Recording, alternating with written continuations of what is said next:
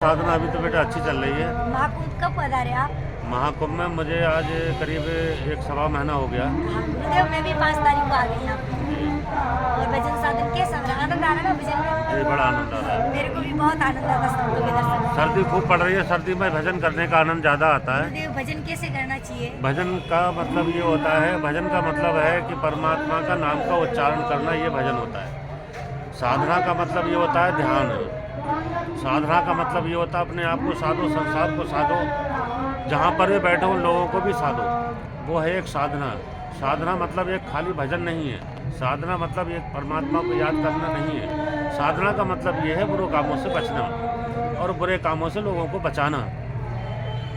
और एक संकेत और भी देना है समाज के लिए कि जो छूत-छात की जो आज जो चल रही है कि वो छोटा है, कोई बड़ा है, कोई भंगी है, कोई चमार है, कोई पंडित है, कोई ठाकुर है, ये चीज़ ख़त्म हो जाना चाहिए। जी हाँ, बहुत सुंदर। और अगर ये चीज़ ख़त्म हो जाएगी तो हमारे पास में सभी लोग बैठेंगे, हमारा सम्मान होगा, हम उनका सम्मान करेंगे। हम भंडारा करते हैं तो एक ही पंगत में ठाकुर को, ब्राह्मण को, चमार को, बंगी को एक ही पंगत में खिलाते हैं हम लोग। हाँ, जी हाँ, बहुत सुंदर। हम लोग कभी उनसे ये नहीं कहते कि आप कौन सी जाति के, हम लोग कभी किसी की जाति नहीं पूछते हैं। हम भंडारा करते हैं, रोड पर खड़े होकर भंडारा कर देते हैं, रोड पर बैठ के भंडारा कर देते हैं, टेंट में लगा के भंडारा कर देते हैं। कोई भी आता है किसी को भी भोजन कराते हैं। कभी हम ये नहीं पूछते तो कौन सी जाति का है, तेरा नाम क्या है, तेरे माँ बाप कौन है, हम कभी नहीं पूछते। इसी तरीके से संसार में एक दूसरे से मनुष्य को प्रेम करना चाहिए, एक दूसरे का सम्मान करना चाहिए।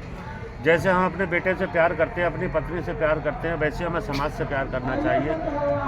हमारे घर में भगवान विराजमान रहते हैं, हर घर में भगवान को विराजमान करते हैं। जिस देवता के लिए मनुष्य प्यार करता है उसी देवता की स्थापना अपने घर में करता है।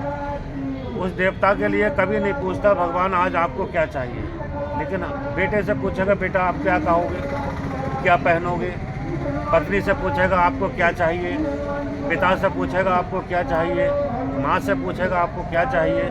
जो घर के अंदर जो भगवान विराजमान है उनसे कभी नहीं पूछा प्रभु कल हमने आपके लिए मिश्री का भोग लगाया था, आज हम शाम को या आज सुबह के लिए हम आपके लिए काय का भोग लगाएं, ज़रा थोड़ा संकेत दे दो प्रभु, हमको मूर्ख है, ज्ञान है। भगवान से कोई बात ही नहीं करना चाहता। भगवान से बात करो। भगवान की भी इच्छा है जो हमसे बात करे, लेकिन आप बात नहीं करते भगवान से। भगवान सोचता रहता है, जानना चाहता है कि जो मुझसे बात क्यों नहीं करता है। भोग तो लगाता है और भोग लगा कर चला जाता है। जब इसे याद आती है तो आता है, प्रणाम करता है, चला जाता है, कभी मुझसे बात नहीं करता कि भगवान अभी तो हमने आपको ये पोशाक पहनाई है, अगर आपकी इच्छा हो तो और दूसरी इससे भी अच्छी पोशाक ला के आपको पहनाए, अगर कोई आपकी इच्छा हो तो प्रभु बताएं। लेकिन कभी भगवान से कोई बात ही नहीं करता। सबसे बात करेगा, यार दोस्तों से बात करेगा, माँ से, बहन से, भाई से, पिता से, पुत्र से, सबसे बात करता है। भगवान को जो विराजमान किया है तो केवल उतना ही उसका कर्तव्य रह गया। भगवान की गया पास में, प्रणाम किया और निकल लिया, प्रणाम किया और निकल लिया, कभी भगवान से बात ही नहीं करता। तो जो भगवान तूने विराजमान किए हैं अपने घर में तो उससे बात तो कर, उससे कभी पूछ तो। कभी क्या पता उसकी दाल रोटी खाने की इच्छा हो, क्या पता उसे चावल की इच्छा हो, क्या पता कढ़ी खाने की इच्छा हो, क्या पता खीर खाने की इच्छा हो, मक्खन खाने की इच्छा हो। वो तो कभी तूने मिश्री का भोग लगा दिया, कभी किशमिश का भोग लगा दिया, कभी मखाने काजू का भोग लगा दिया। उसकी इच्छा है कढ़ी खाऊंगा, तो नहीं खिला रहा, खिला भाई उसको। तू खाता ना व्यंजन, बदल बदल के व्यंजन खाता है, ऐसी तू भगवान को भी व्यंजन खिला बदल बदल के। भगवान ही तो देता है और भगवान से ही पूछता नहीं तो भगवान क्या खाएगा, भगवान को क्या चाहिए। लेकिन भगवान को आपकी आस्था चाहिए, प्रेम चाहिए, स्नेह चाहिए, प्यार चाहिए। आप प्रणाम कर ले तो भगवान इसमें ही खुश हो जाता है।